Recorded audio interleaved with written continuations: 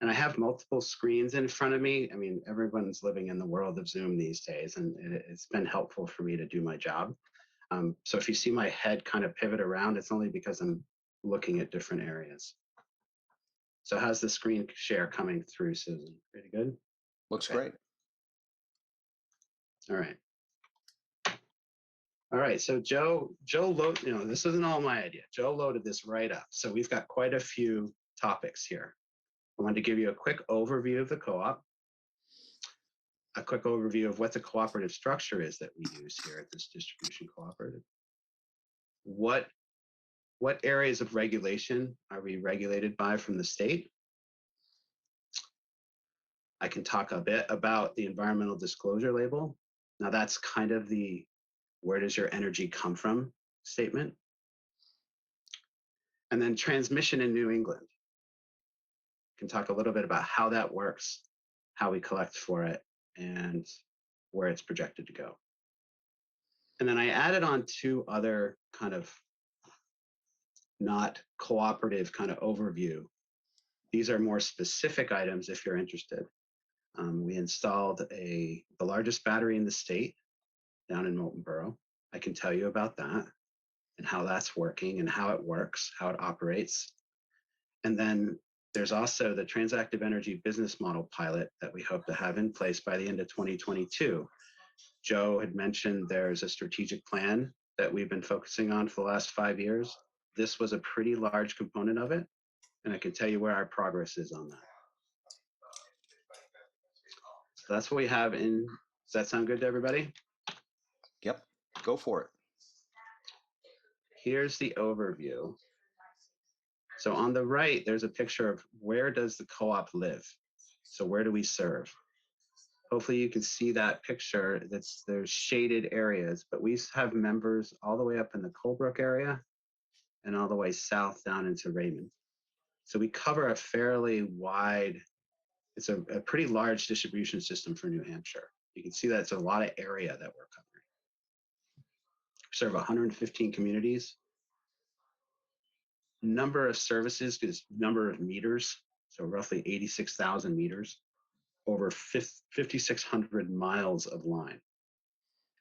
When you think, a lot of utilities describe themselves about how large they are, not necessarily in how big is their distribution system, but what is their peak load? And we're relatively small in that area. So we're about 180 megawatts. So what that means is that at our very highest point, how much energy are we using in any given hour? It's roughly 180 megawatts.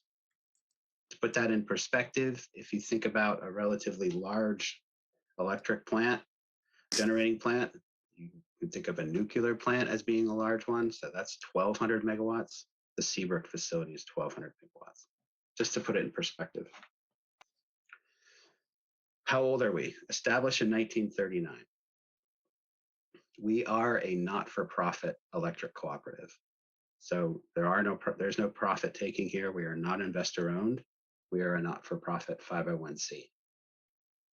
We're owned by its members' consumers, and it's run. Our members elect a board of directors and run the cooperative. Minimum PUC regulation. Roughly 220 employees, so a fairly decent sized employer here in New Hampshire. And I talked about, well, we did have the largest solar array that's been taken over. When we put it in place in 2018, that was the largest solar array in Molten Borough. But now we have the largest battery in Molten Borough. So we're out there pushing out DER on behalf of the members. We are primarily rural in nature and primarily residential. So about 13% of our members are commercial, roughly 87% residential. I put in these slides because every company, I wouldn't say every company, but a lot of companies have a purpose, a vision, and a mission. But it's a cooperative, it is a focus. So we all carry a card in our wallets, or at least we're supposed to. I know I got mine. That has a purpose, vision, and mission stated for what the co-op is pursuing. And it's really simple. is to serve our members, kind of in a nutshell. When you're thinking about decisions or new programs, or pretty much anything, you want to kind of end it with, how does this serve our members? How does this keep our members having the energy they need, the information they want, and are we still a partner that they can trust? We want access to affordable, reliable electric service options that support and simplify lives. That's the co-op in a nutshell. And managers really go over these with all staff. It's not just a plaque on the wall. Our values help support that mission and vision. We're continue to stay member focused on everything that we do. We do that because people matter, and we keep integrity honest and ethical in everything that we do. We're a member of the community, and that's how you become a good member of the community, and we want to stay that way. These are our core values. So that's a very high view of the cooperative. We are a distribution system. So what that means is we are the main asset for our system is the poles, the wires, and the people in the buildings. The asset is the distribution system itself. Here is the cooperative structure. I'll break into what does that mean. So we are cooperative, and I've always been in public power since 2003, but usually from the municipal side. So cooperative is very similar to, say, a public power system, but it's consumer owned. And I was not aware of the cooperative principles when I came to NHEC. So I don't know that everybody has these in their mind. I know Joe does because he lived in it. But they're pretty illuminating, I think, for helping guide a company or guiding a distribution company. I'm going to focus on the second one there, the democratic member control. It was asked that what is a little bit different about the cooperative. So in an investor-owned utility, they have a board of directors, just like we do, but it's elected by the shareholders, not the members, the owners of the system. It's the owners of the company, and those shareholders can live wherever, and they can live in different areas of the world. Municipal system, that's similar to a cooperative, except those municipal light plants are usually either appointed by elected officials or elected themselves by the rate base or by the public. For us, we have democratic member control by an annual election of directors. We have 11 directors. At least 3 a year are open. Any member can try to be a director. There's a nominating committee that tries to help select for those directors.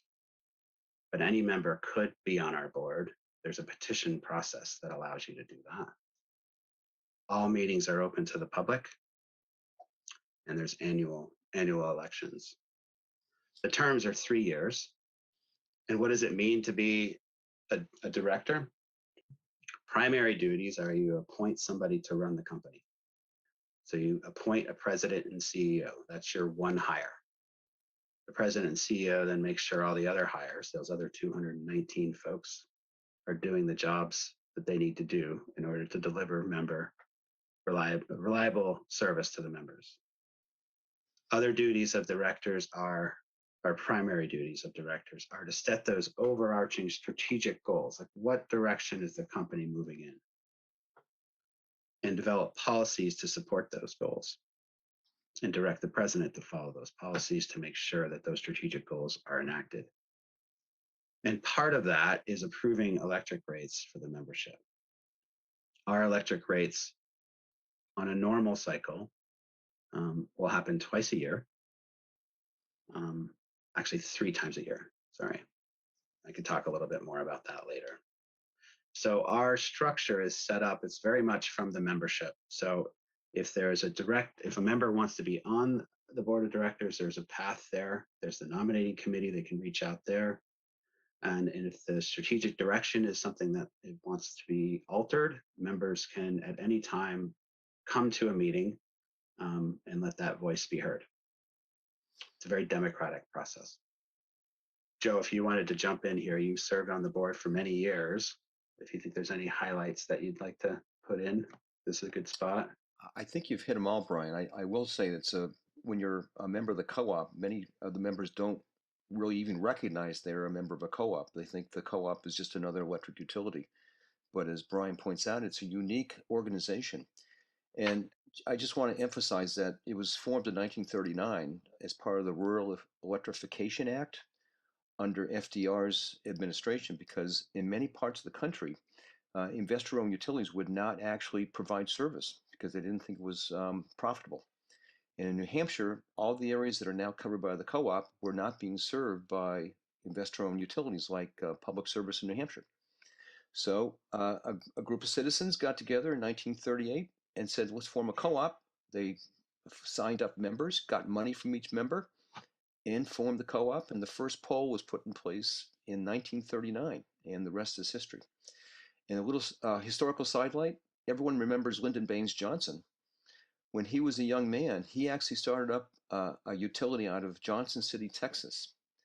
And he actually formed a cooperative there, and it's one of the largest cooperatives in the country right now. So a lot of good history. So I'll leave it there. So we talked about regulation a little bit. So we are regulated, but not in the same way as, say, an investor-owned utility is.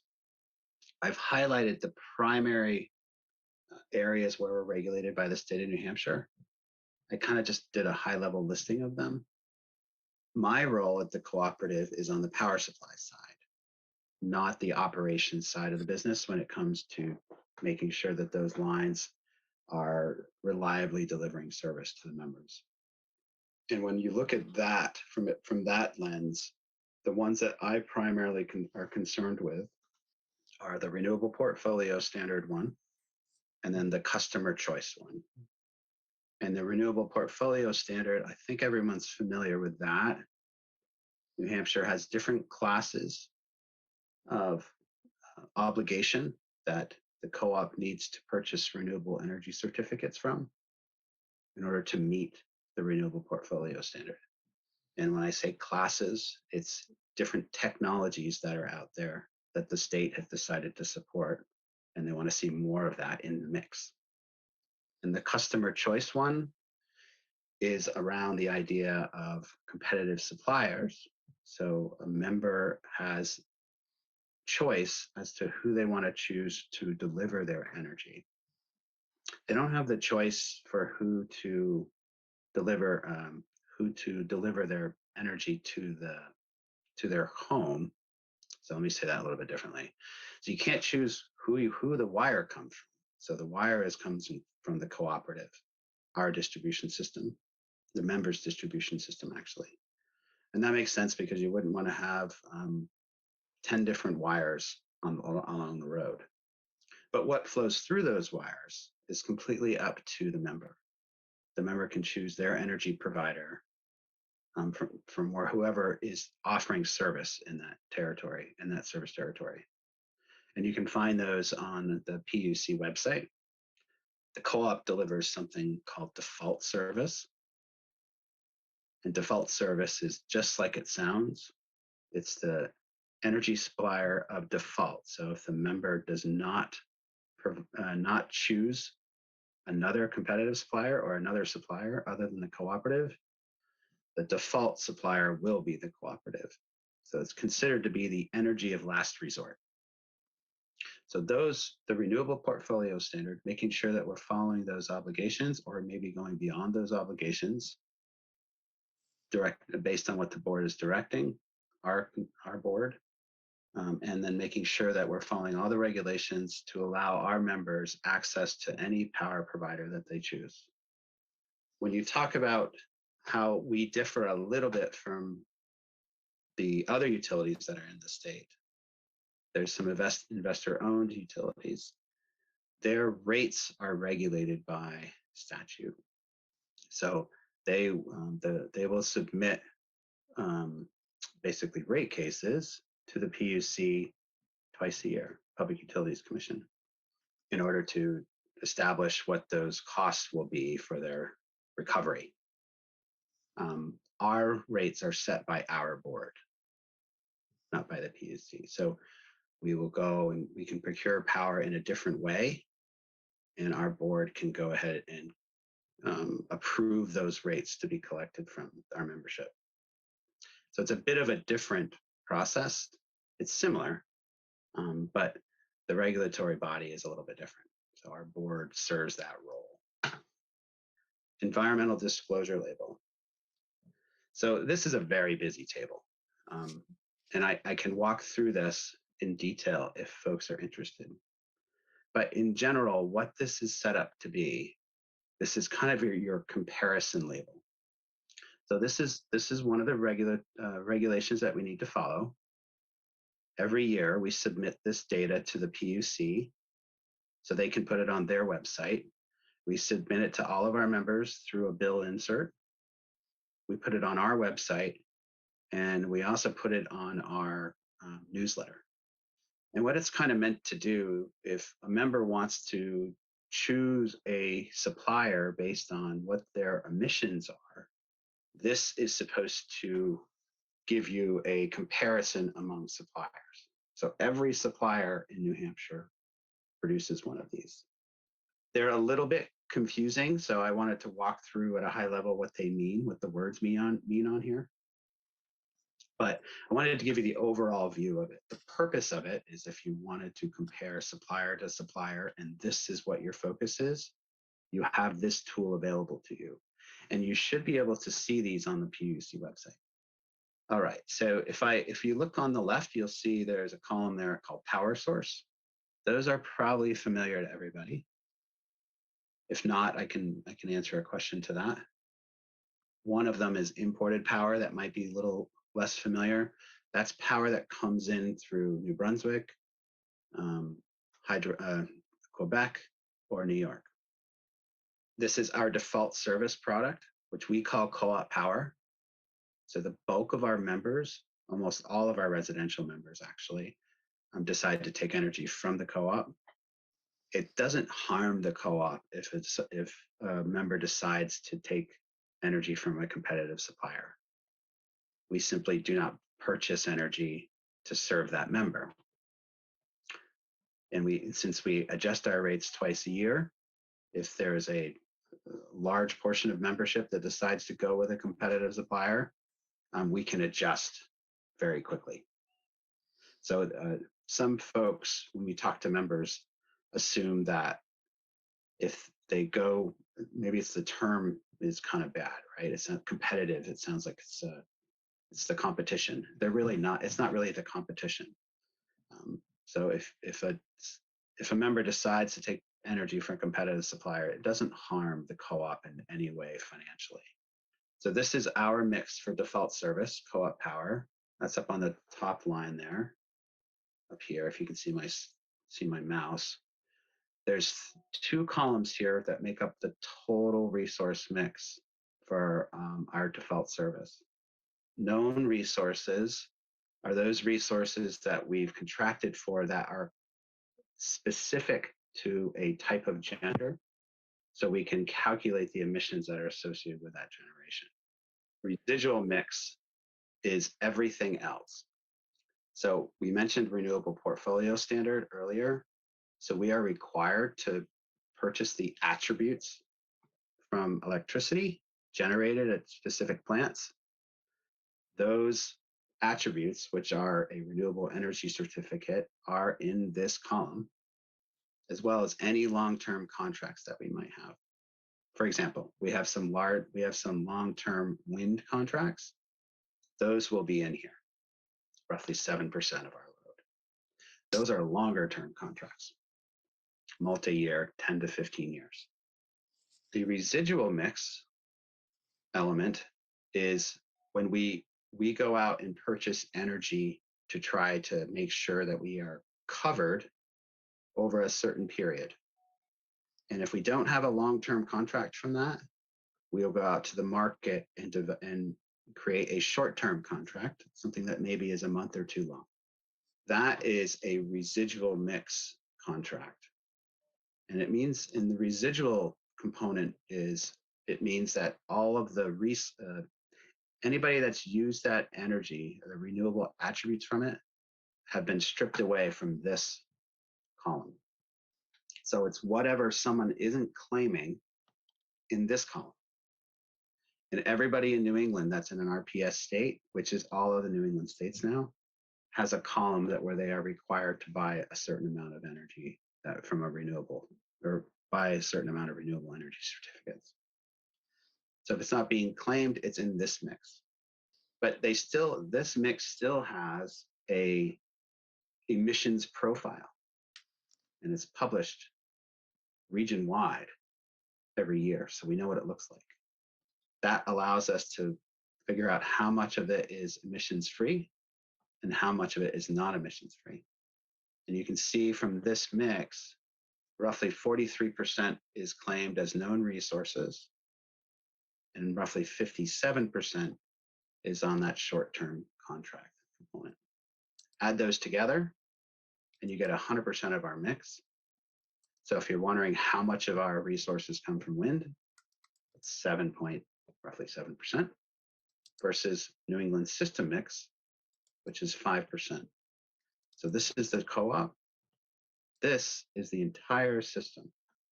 No one actually buys power from the entire system. This represents all electric generation and all imports that come into New England, and what's the emissions profile for that. It's here because it's part of the regulation as to what you need to compare yourself to. So if you want to look at how does our individual fuel source look to the New England system mix, this gives you an easy way to do that. That is on individual fuel sources.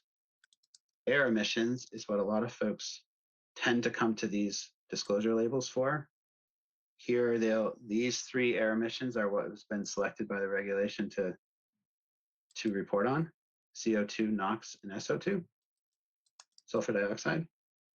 This gives you in pounds per megawatt hour, what our resources are versus what the system has. I do want to point out that the carbon dioxide value, that is regulated by something called the Regional Greenhouse Gas Initiative, which we can talk further on. But I do recommend folks to look into that if carbon is a focus for you. So I spent a bit of time on that, and I want to make sure I don't overdo it because that's a lot of detail. Any specific questions on this one? So transmission. We are a distribution system, but in order to get energy to our distribution system, energy has to flow over transmission wires. I kind of highlighted on the left there, these large blue lines you'll see, and the red ones as well. Those are the transmission lines. And here's a graphic of just what it might look like if you're driving by on a New Hampshire road. I've got kind of a bullseye on the left here to give you an idea of how transmission works. If you focus on the center of the bullseye where it says NHEC distribution, it's got a little house in there. All of our distribution system is within this circle. We don't have any generation really to speak of to satisfy all the need for all the homes that are in here. So we need to pull energy in from other areas in order to distribute it to the system, hence the distribution system. These little circles represent our substations that allow energy to flow into the distribution system. Each and every one of those has a meter, and we watch that one like a hawk. But we have to, when we get that power from other areas of the system, it's going to flow through a neighboring system, say Eversource, and then Eversource will take it off the wholesale system, pass it through their system, and deliver it to us. The wholesale system, which is what we're talking about right now, the transmission system, we call that regional network service. It is the kind of the publicly funded or pay-as-you-go system. It's the interstate system, which is kind of the backbone of the region. We get charged on that on a monthly basis, and that charge is based on how much we're using. And it's the term that they use is kilowatt month. So it's how many kilowatts are you, what's the max amount of kilowatts that you're using in any given month at a coincident peak, which means how much were you using when the monthly system was peaking. And at that point, you are that percentage of the problem and you'll get a bill. So the transmission system, and I have a graph here that shows the costs associated with that in a second here. But it's set up to recover investment in that transmission system so energy can reliably flow on it by those that are using it. It's not a market, it's a regulated tariff that the Federal Energy Regulatory Commission makes sure is being followed. So what I just described was the transmission system, which is New England. We take power from the transmission system. A generator produces energy, flows through the transmission system. If we are not connected directly to it, it'll flow through our neighbors and we'll pay them a fee to get it to us. And then it'll be delivered at one of our little circles here, which are our substations, and it'll be flow through to the homes on our distribution system. Brian, if I can just add here, one of the amazing things about how much you're charged to do this, to use the transmission system, is based on that peak 1 hour, and that's because the system needs to be built to support that 1 peak hour of consumption. So you're paying for that peak hour of consumption. That's why things like energy efficiency, things like demand management are so important to New Hampshire to reduce those peak loads and therefore reduce what we pay for the transmission system. And unfortunately, what we've recently experienced with our Public Utilities Commission is we're going to be doing less of that in the future, whereas states around us will be doing more of it. So they'll be paying their peak loads on a per customer basis will be lower than ours. So we'll be paying higher rates than them. So here's a chart on how those costs have looked since 1997. And it's a weird unit, right? It's dollars per kW month. But I added a line here to just give some reference, which is in 2020, this cost the co-op roughly, this value here was roughly $24 million for the co-op. It's a lot. The orange line is what we're talking about, which is transmission costs. So you can see that transmission costs are expected to go up and up and up. And that kind of makes sense as you continue to maintain your transmission system, just like the interstate system. Except in New England, there's sometimes a drive to make new interstates, to make new transmission in order to bring power in from another area if there's congestion problems. Kind of baked into some of these additional costs are not just increasing costs for maintaining the current system, but it could also include some additional transmission that's being put onto the system. And the whole region helps pay for this, kind of like the federal interstate system. I added this capacity line. Well, to be fair, this is a chart that I had, and I thought it would be helpful to show it. But the capacity line is another element very similar to a demand system, which is what Joe was just talking about. You pay for how much you use. Capacity is a similar element, but you can see the difference in how the lines are. Transmission system is operations, maintenance, new transmission system, operation, maintenance, new transmission system, etc. It's kind of a regulated tariff kind of cost. Here, the capacity line is more of something that you would call an administrative market. So folks are developing a market, hoping that that will bring the lowest cost to the system. And capacity builds different plants, generation systems. And you can see that the cost for that capacity, making sure you have enough steel in the ground to deliver all the energy that you need at those peak hours, the cost for that has been varying very widely. It's all over, it's going up and down, it's all over the place. And that's because the different rules are put into this system from time to time, and that helps create some volatility year to year. It's a kind of a striking difference, I think, than constant transmission system. So transmission is expected to go up, and as Joe said, it's a pay-as-you-go system. So if we were to reduce demand on our system, our transmission costs would go down. And if we have time, we get to the very end of it. We have some solutions to just exactly that. So we're at 12 after. I've got two individual projects that I can talk about, which is the Molten Borough project, and then also our Transactive. Okay. Please do. Also, Brian, if you could just mention the role of ISO New England versus FERC in those previous slides, just briefly. Oh, sure. What they do. So ISO New England is our regional transmission operator, and ISO New England stands for Independent System Operator of New England. What those folks do is they help create the market for all energy provider load serving entities to participate in. Energy generation systems can also participate in the market to provide energy for those load serving entities to purchase. And ISO New England is a kind of a construct to help develop the rules of the road so that everybody is playing by those same rules. The Federal Energy Regulatory Commission, and ISO New England is just New England, like in its name. The Federal Energy Regulatory Commission, or FERC, most people just call it the FERC, those folks, they are doing the entire country. And their primary role is they've developed a tariff that ISO New England has to operate under. In that tariff, there's also transmission rules that you need to follow.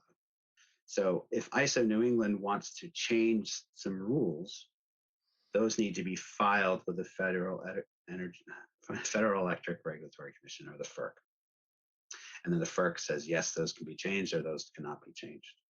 And as Joe knows, the New Hampshire Electric Cooperative plays a pretty outsized role for how small it is in the scheme of New England during the ISO New England stakeholder process.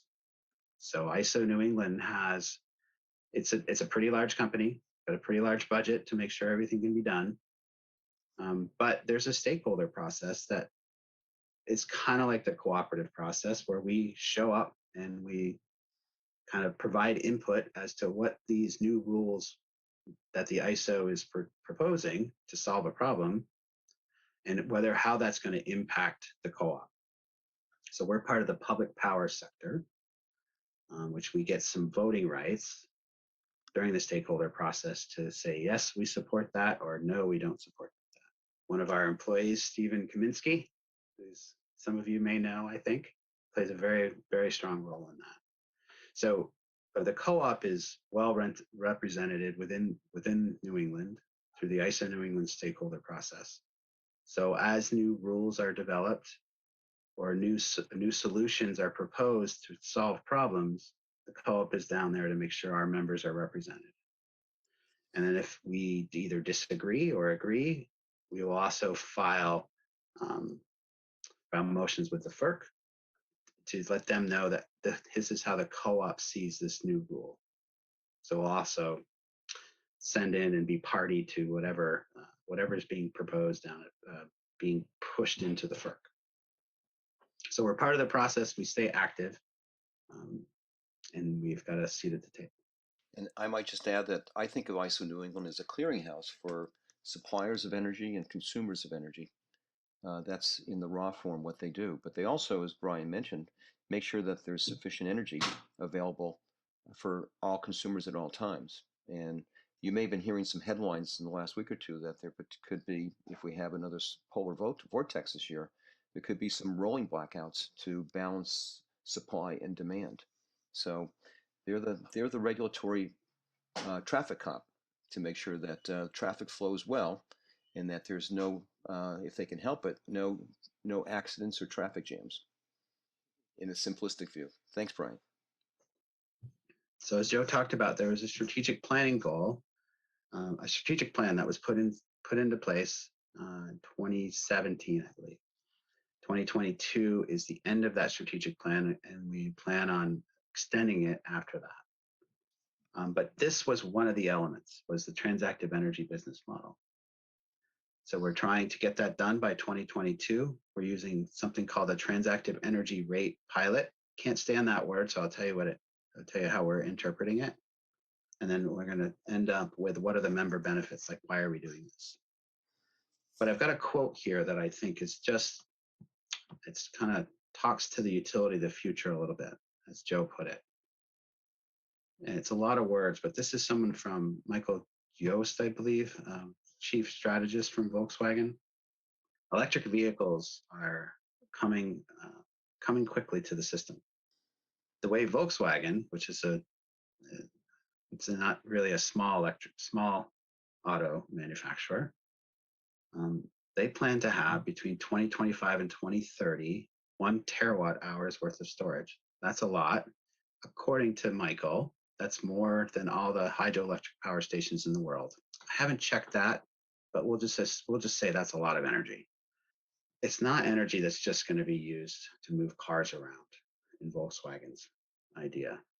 They're assuming that, yes, they will help provide energy to the system, to either the transmission system or the distribution system, because a lot of times those cars aren't moving. So there's a big opportunity there, and there's also something that you need to plan for. Because if all those cars are asking for energy at the same time, that could cause you to kind of overbuild your distribution system.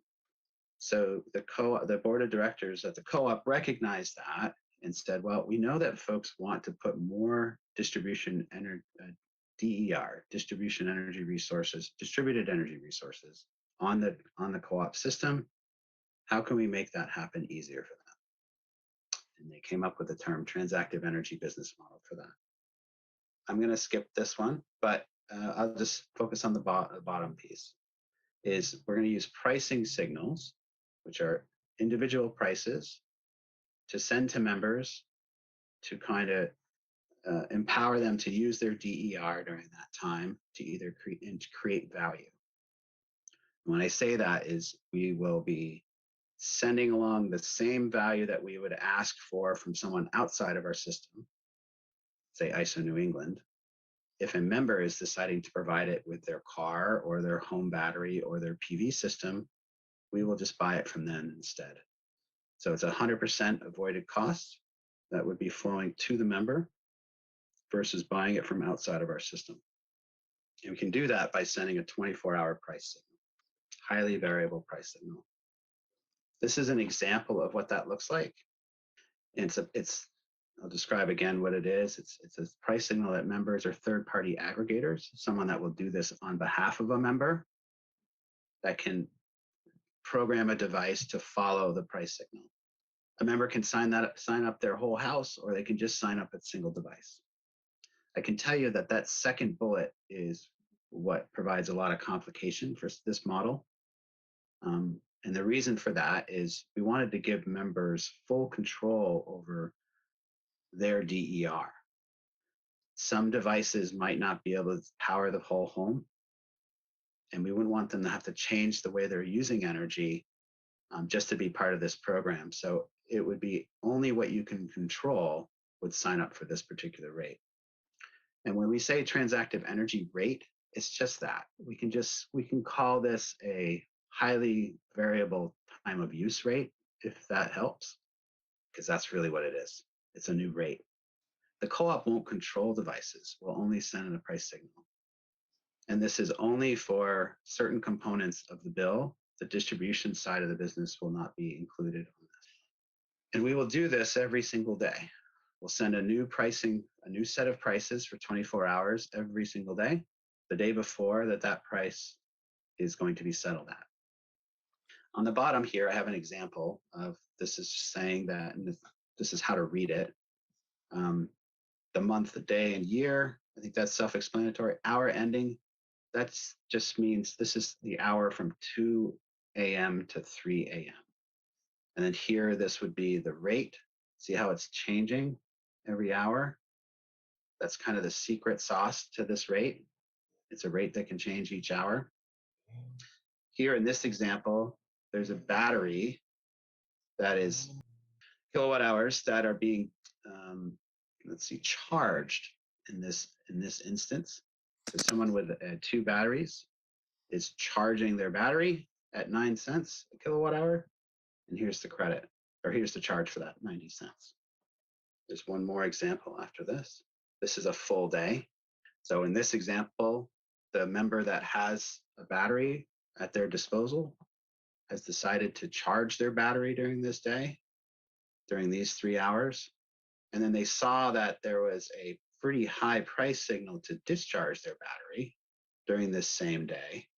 And they decided to discharge fully the battery that they had charged earlier in the morning, and they will take the price differential. So in this example, they made $2.20 that day. And the co-op didn't do anything here other than submit a price for someone to make their own decision on to what to do. But we wanted to compensate that those services that are being provided through those kilowatt hours at the same cost that it would have cost the co-op had that person not delivered those services. We would have bought this from somebody else. But since this member decided to provide it, we decided we would pay them instead. In a nutshell, that's what the transactive energy rate is. It's a new rate that will allow members that have DER. You could think of a battery here. You could think about an electric vehicle that can discharge into the system, or even choose when to charge at the lowest cost hours of the day, or a PV system. And this is why we think this can help members invest in DER a little bit faster. I will focus on just the first two, given the time. Here we've got a home battery system. It's a 5 kilowatt peak discharge battery. It has 13.5 kilowatt hours of full storage, which means it can run for just about 2.5 hours at 5 kW. And if that home battery was optimized on the transactive energy rate, or this new rate, the TER, that member on average could see a credit of a little over $1,000 a year. That's even after the battery itself is drawing energy from the system. This second one is just an EV charger alone. It's not a bidirectional vehicle to grid charger, which is this third bullet, but it's just an EV charger. So if this is a Nissan Leaf, so if you had a Nissan Leaf and you drove 13,000 miles a year, based on optimal charging for that car and driving 13,000 miles a year, you're looking at fuel charges of only $120 for the year. It's just phenomenal when you think about what it would cost to purchase gasoline for an equivalent car.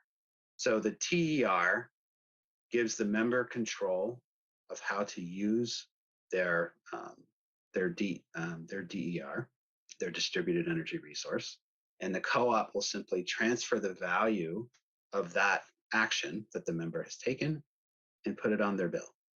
That, in a nutshell, is our TER pilot that we hope to have stood up by the end of 2022. We do have some test systems that should be coming online early 2022 that we can report on later. But this will help meet one of our strategic planning goals of helping members set up a transactive energy business model that passes value onto DERs. Brian, I might add that this TER does not require the customer to make a decision every day, but it's actually a system that they program in their preferences, and it is automatically done every day in terms of what's best for the consumer. Is that correct? Yeah, that's a great example of what you could do with a vehicle. So you could tell a vehicle to charge only when the prices are at X and not do it when it's above X. And in that scenario, a smart charger would be able to handle that. But we think that for the most part, members are probably not going to be looking to do, there will be a few members for sure that will probably be doing this on a day-to-day basis. But we're assuming that aggregation companies can help members and sell services to members to do this on their behalf, passing that value to the member. But the member doesn't have to think about it every day. And I must also add that you've talked about the first case, the home battery. A lot of people are putting in batteries for emergency supply, but the lights don't go on every day. There's not an outage every day. So these batteries rather than just sitting there waiting for that emergency, can be used under this program to benefit the consumer to make to use those batteries available to the system to supply energy at peak demand periods. Correct? Yep. And it benefits the whole system. So it benefits all the members because those services are what we would have purchased from someone else if we didn't get it from the member that had the battery. Okay. So it works for everybody. So this is along with energy efficiency and other demand reduction technologies. This is another one to actually help the systems to lower transmission costs and do all the things that are really necessary to keep rates within check within these distribution systems.